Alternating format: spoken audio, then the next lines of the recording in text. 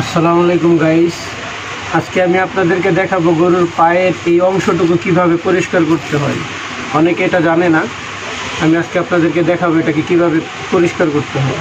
প্রথমে এটাকে একটা গরম পানি দিয়ে ফুটিয়ে সুন্দর করে এটাকে সিদ্ধ করে নিতে হবে। এরপর একটা খাইটা নিতে হবে, একটা হচ্ছে লেগে ছুরি নিতে হবে। এরপর এটাকে এখান থেকে যে এরকমের ক্লিয়ার করতে হবে।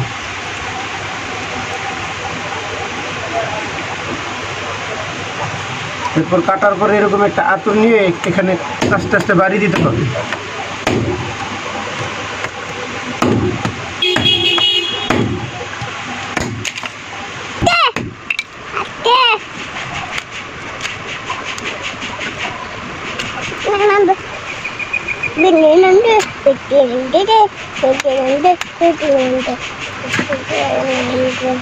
দেখুন গাইস, কত সহজে জিনিসটা খুলে ফেললাম।